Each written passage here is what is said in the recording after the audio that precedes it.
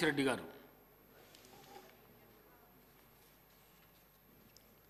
ధన్యవాదాలు అధ్యక్ష. ఈరోజు ముందుగా ఈ 2 రోజుల నుంచి ఒక వందలాది ఫోన్లు వస్తున్నాయి అధ్యక్ష నాకు. అంటే ఎంటైర్ ఈ సభలో గల్ఫ్ రిటర్న్ నేను ఒక్కనే ఉన్నాను. గల్ఫ్లో కార్మికుడిగా పనిచేశాను. ఈ తెలంగాణ రాష్ట్ర 3వ శాసనసభలో ఒక గల్ఫ్ కార్మికుడిగా అడుగుపెట్టాను ఎమ్మెల్యేగా. ఎవరికి బట్టని ఎడారి బిడ్డల కథ 2 రోజుల నుంచి అధ్యక్ష. బాగా దుర్భరమైన జీవితాలు. ఇక్కడ చాలామంది దుబాయ్ వెళ్ళారు, నాకు తెలిసిన స్నేహితులు ఉన్నారు. బుర్జ్ ఖలీఫా చూసినారు, దుబాయ్ షాపింగ్ మాల్ చూసినారు. ఉత్తర తెలంగాణ శాసనసభ్యులు ప్రత్యేకంగా సోదరుడు శ్రీధర్ బాబు గారు కావచ్చు, పొన్నం ప్రభాకర్ గారు కావచ్చు, దుబాయ్ లేబర్ క్యాంపులలో కూడా తిరిగినారు చాలామంది. చాలా దారుణమైన పరిస్థితులు అధ్యక్ష. అక్కడ వాళ్ళ గురించి పట్టించుకునే వాళ్ళు లేరు. ముఖ్యంగా మా దురదృష్టం ఏందో ఈ 2 తరాలు వెంటాడుతుంది మమ్మల్ని. Only Karimnagar, Nizamabad maximum and old city. ఇప్పటికి అధ్యక్ష జగిత్యాల కన్నీళ్లు మొదలైతే అధ్యక్ష బొంబాయి బస్ బయలుదేరుతుంది.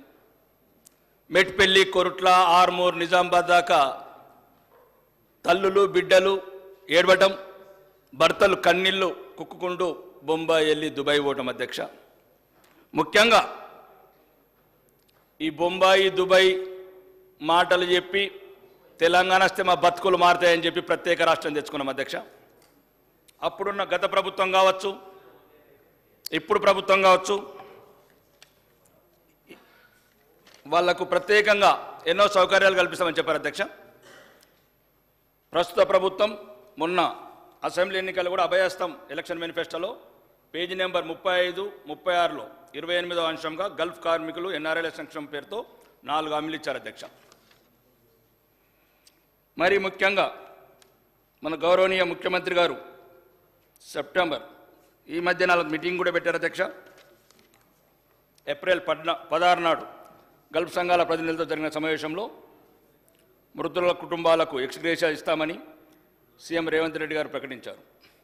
ఈ బడ్జెట్లో కేటాయింపులు లేకుండా గల్ఫ్ సంక్షేమం ఎలా సాధ్యమవుతుందో మీకు ఒక్క విషయం చెప్తాను అధ్యక్ష. ఈ సభ ఈనని, తెలంగాణ ప్రజలు ఈనని ఒక్క సంఘటన చెప్తాను అధ్యక్ష.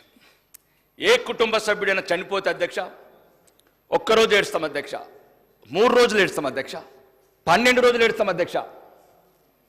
కానీ మా ఉత్తర తెలంగాణ పల్లెలలో 6 నెలలు ఏడుస్తారు అధ్యక్ష. శవం ఎప్పుడు వస్తుందో తెలియదు అధ్యక్ష. పెట్టెల మూలుగుతూ ఉంటుంది. ఇక్కడ కన్నీళ్ళు ఎన్ని రోజులు ఏడవలు తెలియదు. కొద్దిగా దయచేసి దక్షిణ తెలంగాణ మంత్రులకు ప్రత్యేకంగా చెప్తున్నా, మీ ప్రాంతంలో గల్పు వలసలు లేవు. ఇంకా ఏ వలసలు ఉన్నా కానీ గల్పు వలసలు లేవు. మహబూబ్ నగర్ కావచ్చు, నల్గొండ కావచ్చు, ఖమ్మం కావచ్చు. మీరు దయచేసి 50 ఏళ్ళ కన్నీటి కథలు చదవండి అధ్యక్ష. ఇప్పటికి కూడా రోజు ఫోన్లు వస్తాయి మాకు. నిన్ననే రామ్నగర్ వెళ్ళాను. గౌరవనీయ గవర్నర్ బండారు దత్తాత్రేయ గారు బోనాలు ఫంక్షన్ పిలిచి వెళ్తాను అధ్యక్ష. అక్కడ సప్లై చేస్తున్న బాబు కామారెడ్డి అబ్బాయి నవీన్ అని, వాళ్ళ నాన్న 2 సంవత్సరాల నుంచి అడ్రస్ లేట అధ్యక్ష. సౌదీలో లంబాడోళ్ళ బంజారా పిల్లగాడు. ఎవరికి చెప్పాలో తెలియదు, ఎక్కడ ఏడాలో తెలియదు. పెట్టెలల్లో శవాలు, ఇండ్లల్లా ఎక్కడికి వెళ్ళాలి అధ్యక్ష? భార్య ఎన్ని రోజులు ఏడాలి? శవం వచ్చే వరకు ఇంట్లోకి వెళ్ళి బయటికి వెళ్ళరాదు. మనమంటే 12 రోజులు కాగానే కర్మ అయిపోయింది, ఎవరి పనులు వాళ్ళు చేసుకుంటారు. కొడుకు స్కూల్లోకి వస్తే మేము నాన్న శవం ఎప్పుడు వస్తుంది అంటారు. తల్లి బయటికి వెళ్తే నీ కొడుకు శవం ఎప్పుడు వస్తుంది అంటారు. 50 సంవత్సరాల కన్నీటి కథలు అధ్యక్ష ఇవి. బొంబాయి అన్నారు, దుబాయ్ అన్నారు, బొగ్గుబాయ్ అన్నారు. పోయినప్పుడల్లా ఎలక్షన్ వచ్చినప్పుడల్లా దుబాయ్కి వెళ్తారు, లేబర్ క్యాంపులలో తిరుగుతారు, మీకున్నామంటారు. మళ్ళీ ఒక్కరు ఉండరు అధ్యక్ష. 15 లక్షల మంది సోదరులు మదని చెప్పినట్లు ఎవరు అధ్యక్ష? తెలంగాణ బడ్జెట్లో ఎటువంటి అవకాశాలు పొందిన వాళ్ళు, తెలంగాణ ప్రజాకర్షణ పథకాలలో ఎటువంటి బెనిఫిట్ పొందిన వాళ్ళు, 55 డిగ్రీల అధ్యక్ష ఎండలల్లా కల్లి వీళ్ళ నొగడు, పాస్పోర్ట్ లేదా నొగడు, చిన్న చిన్న నేరాలకు జైళ్ళకు పోతే పలకరించే వాళ్ళు లేడు, న్యాయ సహాయం లేదు. కాబట్టి అధ్యక్ష వాళ్ళ బతుకులు మారాలంటే నేను మొన్న సీఎం గారికి కూడా లెటర్ పెట్టాను అధ్యక్ష. ఎందుకంటే గౌరవనీయ ముఖ్యమంత్రి గారికి నేను చెప్పాను అధ్యక్ష, ముఖ్యమంత్రి గారు ఉన్నప్పుడే కావాలి ఇది. ఎందుకంటే ఆయన ఆలోచన విధానం, సాటి మనుషుల పట్ల స్పందించే విధానం ఏం లేదు అధ్యక్ష. అలా కోరికలు ఏం లేవు. 1000 కోట్ల అధ్యక్ష, 3 లక్షల కోట్ల అధ్యక్ష బడ్జెట్. ఉదయం ముఖ్యమంత్రి గారు అన్నారు విద్యుత్ ప్రాజెక్టులు 8,000 కోట్ల అవినీతి జరిగిందని. అధ్యక్ష నేను అవినీతులకు ఓట్లేదు అధ్యక్ష. నేను ఆ పార్టీ ఈ పార్టీ ఏ పార్టీ లేదు అధ్యక్ష. నాది పేదోడు పార్టీ, లేనోడు పార్టీ, ఎడారిలో ఏడ్చినోడు పార్టీ. 1000 కోట్లు అధ్యక్ష, 1000 కోట్లు పెట్టమంటున్నారు. చచ్చిపోతే 10 లక్షలు తీసుకురావడానికి, ఒక శవం తీసుకురావడానికి ఒక సెల్, ఒక హెల్ప్ లైన్ 1000 కోట్ల అధ్యక్ష. మొన్నగాక మొన్న గౌరవనీయ వ్యవసాయ శాఖ మంత్రి గారు తుమ్మల నాగేశ్వరరావు గారు అన్నారు అధ్యక్ష, 25,672 కోట్ల 8 లక్షల రూపాయలు మొక్క మొలని భూములకు ఇచ్చిండ్రు అధ్యక్ష. ఏం పాపం చేసిండ్రు అధ్యక్ష? కరీంనగర్ నిజామాబాద్ వాళ్ళు ఎక్కడ పుట్టలేదు అధ్యక్ష, ఖమ్మంలో పుట్టలేదనుక. మొన్న ఫోన్ చేసి ఒక అబ్బాయి అంటాడు, అన్న మేము కొడంగల్లో పుట్టినా బాగుండేది అధ్యక్ష అంటాడు. నేనన్నా మేము ఉన్నాము, అభయస్థం మేనిఫెస్టోలో పెట్టారు, ఇంప్లిమెంట్ చేపిస్తాం, గౌరవ ముఖ్యమంత్రి గారిని అడుగుతాం. ముఖ్యంగా దయచేసి ఈ సమస్య అధ్యక్ష, మీరు తండ్రి లాంటి వారు అధ్యక్ష. ఈ సమస్యలు ఎవరు చెప్పారు అధ్యక్ష? కొందరు యూరోప్లో చదువుకున్నారు, కొందరు ఇంగ్లాండ్లో చదువుకున్నారు, కొందరు కోటీశ్వర్లు వచ్చారు సభలు. నేను దుబాయ్లో కార్మికులుగా పనిచేశాను అధ్యక్ష. నాకు తెలుసు అధ్యక్ష నేను ఏం చేసిన అక్కడ. ఎవడు లేడు ఎవడు రాడు, చిన్న తప్పుకు 3 సంవత్సరాలు జైలు ఉంటారు అధ్యక్ష. అడ్వకేట్ దగ్గర కోదమంటే వాళ్ళకి సహాయం లేదు. కడుపు నొప్పొస్తే ఇంట్లో పడుకుంటారు అధ్యక్ష వాళ్ళు. ఎందుకంటే 200 దిరామ్స్ డాక్టర్ కన్సల్టెంట్ ఫీజు కట్టాలి కాబట్టి.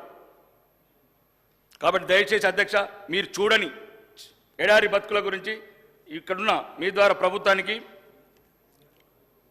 గల్ఫ్ వలస కార్మికులకు సంక్షేమం కోసం ఈ బడ్జెట్లో 1000 కోట్లు కేటాయించాలి అధ్యక్ష. సమగ్ర ప్రవాస భారతీయ విధానం ఎన్ఆర్ఎస్ఐ ప్రవేశపెట్టాలి అధ్యక్ష. గల్ఫ్ తదితర దేశాల వలస కార్మికుల సంక్షేమం కోసం గల్ఫ్ బోర్డు ఏర్పాటు చేయాలి అధ్యక్ష. ముఖ్యమంత్రి గారు కూడా చెప్పారు సెప్టెంబర్ 10 లోపల చేస్తానని. గల్ఫ్ మృతుల కుటుంబాలను ఆదుకోవడానికి 10 లక్షల ఎక్స్గ్రేషియా చెల్లించాలి అధ్యక్ష.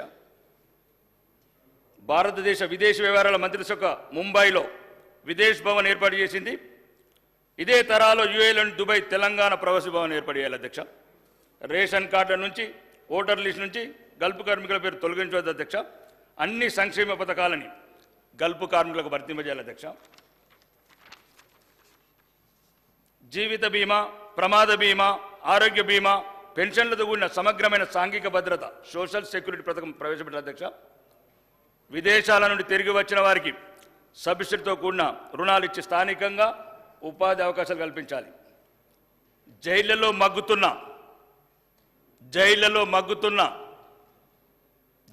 మగ్గుతున్న ఉత్తర తెలంగాణ అమాయక బిడ్డలు లీగల్ ఎయిడ్ ఇవ్వాలి అధ్యక్ష. ఏళ్ల తెరబడి విదేశాల్లో ఒంటరిగా నివసిస్తున్న తల్లికి దూరమై, పల్లెకి దూరమై, సంసారానికి దూరమై, బిడ్డలకు దూరమై ఉన్న వాళ్ళకి అధ్యక్ష సంవత్సరానికి ఒకసారి రిటర్న్ టికెట్ ఇవ్వాలి అధ్యక్ష. ఇక్కడ 1000 కోట్లు ఉచిత పథకాలను ఇస్తున్నాం అధ్యక్ష. వాళ్ళు 1,80,000 కోట్లు లాస్ట్ 10 సంవత్సరాలు అది పంపించినాయి. వాళ్ళకి ఎందుకు ఇవ్వలేము అధ్యక్ష? కాబట్టి దయచేసి గౌరవనీయ ముఖ్యమంత్రి గారు కూడా 5/7/2024 లెటర్ ఇచ్చాను అధ్యక్ష. ఇది ప్రత్యేకంగా 2 నిమిషాలు అధ్యక్ష. ముఖ్యంగా నేను గ్రామాలకు వెళ్ళినప్పుడు అధ్యక్ష లాస్ట్ 10 ఇయర్లలో బిడ్డ 7 లక్షల కోట్లు అప్పైందట కానీ 7 ఇల్లు రాలేదు బిడ్డ అంటున్నారు అధ్యక్ష. 10 సంవత్సరాల అధ్యక్ష 6 ఒక ఇల్లు రాలేదు అధ్యక్ష. పక్క నియోజకవర్గాలు కొన్ని వేరే జిల్లాలలో 10,000 ఇళ్ళు వచ్చినాయి అధ్యక్ష. ఇప్పుడు మళ్ళీ ఈ బడ్జెట్లో 3,500 వాళ్లకు, 3,500 మాకు. అదెట్లా వీలైతుంది అధ్యక్ష? 3 సార్లు తిన్నోడికి మళ్ళీ మాతోనే పల్లెం పెట్టుడు, 4 సార్లు తిన్నోడికి మాకే పల్లెంలో పెట్టుడు. మళ్ళీ అధ్యక్ష అది స్థలం ఉన్న వాళ్ళకే లేదు అధ్యక్ష. దయచేసి మీ ద్వారా ప్రభుత్వం చెప్తున్నా, స్థలాలు ఉన్న వాళ్ళకి ఇవ్వండి 5 లక్షల రూపాయలు ఏదైతే గవర్నమెంట్ స్కీమ్ ఉందో. స్థలాలు నేను వాళ్ళకి స్థలం ఇవ్వండి, వాళ్ళతోనే నెక్స్ట్ ఇయర్ డబ్బులు ఇచ్చి 5 లక్షలు ఇచ్చి వాళ్ళకి నెక్స్ట్ ఇయర్ ఇల్లు కట్టిద్దాం. గౌరవనీయ ముఖ్యమంత్రి గారికి మంత్రులు కూడా చెప్తున్నా అధ్యక్ష, దారుణం పల్లెలల్లా పెన్షన్ 7 నెలలైంది 8 నెలలైంది అధ్యక్ష. ఒక్క పెన్షన్ ఇవ్వలేదు మేము, ఒక్క రేషన్ కార్డు ఇవ్వలేదు. దయచేసి గౌరవనీయ ముఖ్యమంత్రి గారికి వాళ్ళు అంటున్నారు అధ్యక్ష, మా స్కీమ్ల మీద కూడా ఒట్టు పెట్టుకుంటే బాగుండేదని.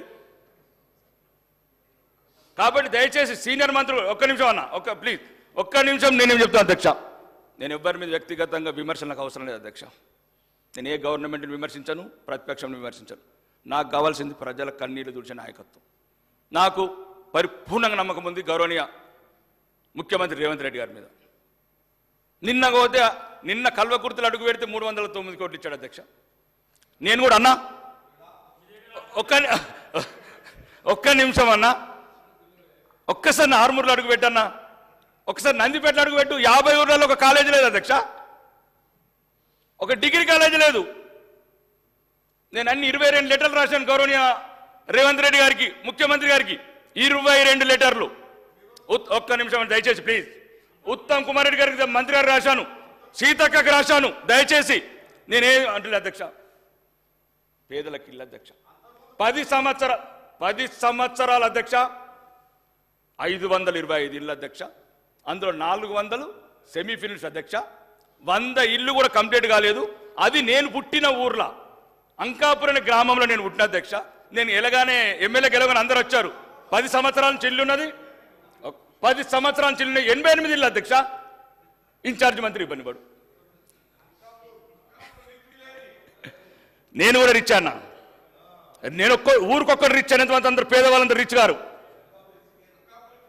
80 సంవత్సరాల వృద్ధులు బస్ స్టాండ్లలో ఇల్లు లేకపోయాడు. నేను మొన్న ఇన్ఛార్జ్ మంత్రి వచ్చి నిజామాబాద్ అడిగాను, సచ్చే ముందు ఇల్లు ఇవ్వండి. రాజకీయాలు ఇటు తిట్టుకున్నాడు, అటు తిట్టుకున్నాడు, లక్షల కోట్ల అప్పు తెచ్చుడు, 3 లక్షల కోట్ల బడ్జెట్ తెచ్చుడు. ఎవరికి అధ్యక్ష ఇది? ఉన్నోడు అవుతున్నాడు, లేనోడు అవుతున్నాడు. ఏమడుగుతున్నారు వాళ్ళు? పెన్షన్ అధ్యక్ష. 4 అంతస్తున్నోడు పెన్షన్ వస్తుంది, గుడిసెలు ఉన్నాడు పెన్షన్ రాదు. ఇదేం ప్రభుత్వం అధ్యక్ష? ఎక్కడొక్కసారి మార్చండి అధ్యక్ష. మీ ఆయంలో గౌరవనీయ ముఖ్యమంత్రి గారు మీ ద్వారా చెప్తున్నా అధ్యక్ష. నాకు ఎటువంటి అన్ని లెటర్లు ఇచ్చాను. ఇంటిగ్రేటెడ్ మోడల్ స్కూల్ కూడా నేను అమెరికా వెళ్ళేటప్పుడు ప్రత్యక్షంగా కలిశాను ముఖ్యమంత్రి గారిని. ముఖ్యమంత్రి గారు ఏమన్నాడు? రాకేష్ మీ దగ్గర ల్యాండ్ ఉంది అన్నాడు. రెడీ ఉంది బైసాబ్ అని చెప్పాను మంత్రి గారికి, ముఖ్యమంత్రి గారికి. అమెరికాకి వెళ్ళి వచ్చి నేను ఎయిర్పోర్ట్కి వెళ్ళి ఇంటికి వెళ్ళలేదు అధ్యక్ష. చక్కగా ఎయిర్పోర్ట్ పోయాను, సెక్రటరీ వెళ్ళాను అన్న.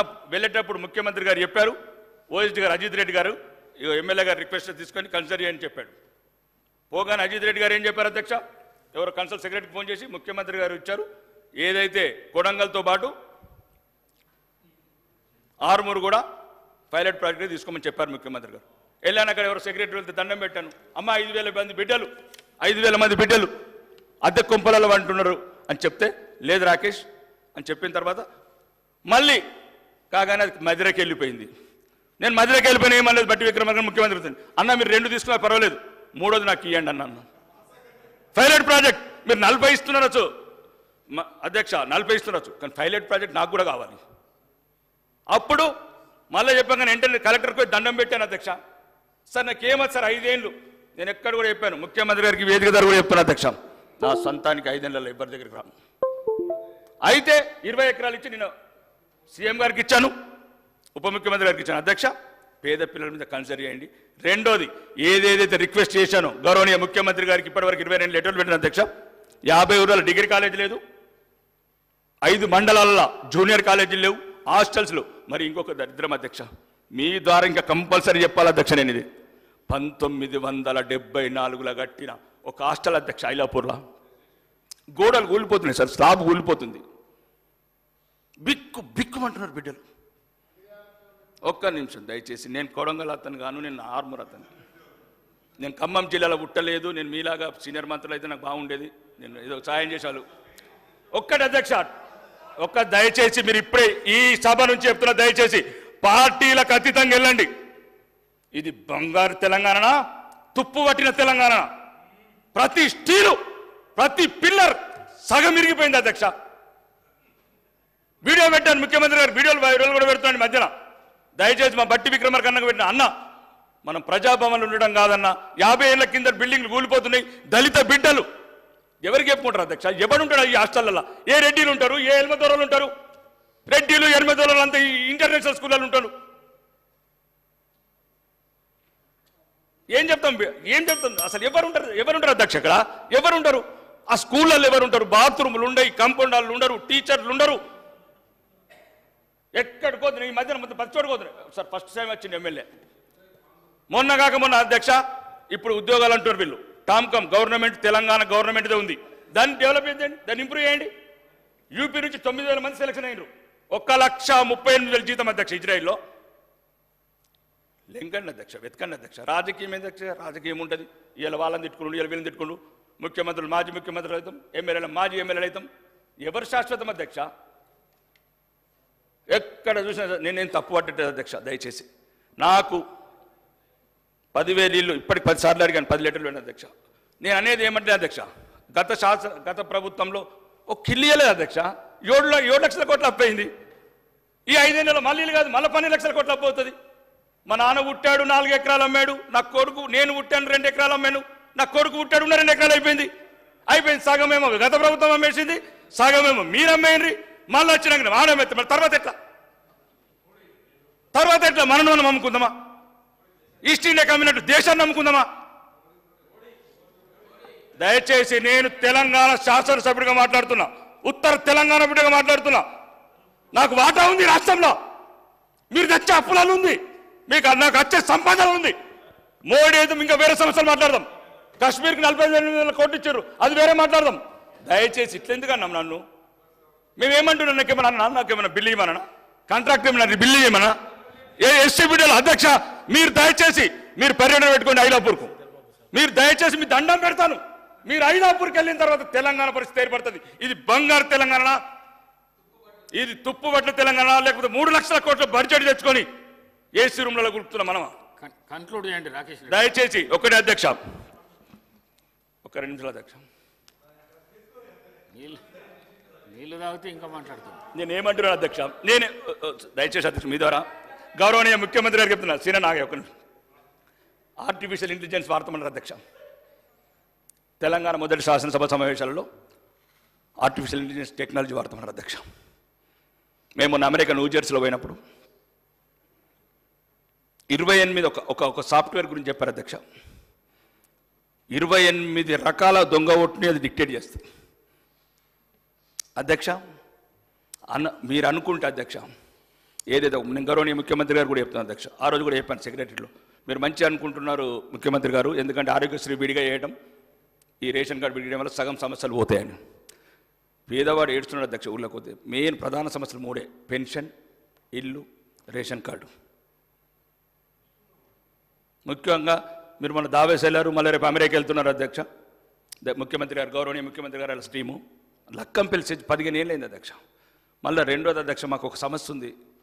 మీకు దక్షిణ తెలంగాణ అది చక్క ఎఫెక్ట్ వాళ్ళది, మా దురదృష్టం అది. మళ్ళీ ఇన్పాక్ బూట్ల సపోర్ట్లు, ములుగులో మళ్ళీ సపోర్ట్ అయింది ఎన్కౌంటర్. మాకు ఎన్కౌంటర్ అయినప్పుడు భయం పడుతుంది అధ్యక్ష. ఆ శవాలు అట్లనే ఉన్నాయి, ఎన్కౌంటర్లో చచ్చిపోయిన బిడ్డలు. మీకు కొన్ని తెలియదు. కాశ్మీర్లోకి ఎండ తెలియదు, రాజస్థాన్లోకి చలి తెలియదు. కాబట్టి నేనేమంటున్నా అధ్యక్ష, కొద్దిగా మా ఎక్కడైతే వెనుకబడుతున్నామో మీరు చూడండి. నేనేం అడుగుతలేను. సెజ్ లాంటి స్పెషల్ లక్కంపల్లి సెజ్ ఏదైతే ఉందో, మీరు ఇప్పుడు విదేశాలకు వెళ్తున్నారు అధ్యక్ష. వీళ్ళు కలుస్తారు కూడా, వాళ్ళు ఎవరైతే ఉన్నారో ప్రమోటర్స్. నేను మొన్న వెళ్ళినప్పుడు 8 ఇండస్ట్రీలు, శ్రీధర్ బాబు గారు కూడా అమెరికాలో అట్లాంటిలో కలిసినాం. 8 ఇండస్ట్రీలు పెడతామన్నారు అధ్యక్ష. మీరు ఏదైనా గవర్నమెంట్ తరపు నుంచి వాళ్ళకి ఏమన్నా సబ్సిడీస్ కావచ్చు, ఇంకేదైనా కావచ్చు, దయచేసి అవి ఇవ్వండి. రెండోది, నా ఆర్మూర్ మీద మాత్రం దయచేసి గౌరవనీయ ఇన్ఛార్జ్ మంత్రి గారు కూడా చెప్తున్నా అధ్యక్ష, నాకేమి ఇబ్బంది లేదు అధ్యక్ష. నా జీవితమే పోరాటాలమయం. ఎంత అవమానించినా నాకేం కాదు అధ్యక్ష. 100 ఇళ్ళు అధ్యక్ష. నేను పుట్టిన ఊర్లో కూడా కంప్లీట్ రిబ్బన్ కట్ చేయదు అధ్యక్ష. నన్ను పెంచిన వాళ్ళు కూడా అడుగుతున్నారు అధ్యక్ష, అయ్యా నువ్వు ఉండంగా కూడా రాదు. ఇద్దరు చచ్చిపోయారు అధ్యక్ష 8 నెలల. ఎంతసేపు కలెక్టర్ని అడుగు, ఇన్ఛార్జ్ మంత్రి ఇన్ఫార్మ్ రాలేదు. గౌరవనీయ ముఖ్యమంత్రి గారికి దయచేసి మీ ద్వారా చెప్తున్నా, దయచేసి మీరు మాకు పగ నేర్పకండి. మీరు మమ్మల్ని పగ నేర్పితే మేము ప్రతీకారం తీసుకుంటాం మళ్ళీ వచ్చే ప్రభుత్వంలో. అద్దు, ఇంతకుముందు దేశంలో తప్పు చేస్తే చేసినట్టు మీరు క్షమించండి. ప్రజలు తిరస్కరించిన ఓడిపోయినోడిని మళ్ళా మీరు బహిరంగంగా అంటున్నారు అధ్యక్ష. ఓడిపోయినాడు ఎమ్మెల్యే అంటే అక్కడ ప్రతి ఒక్కడు మమ్మల్ని ఇంకో రకంగా చూస్తున్నాను. నేనంటే మేము రెడీ టు ఫేస్.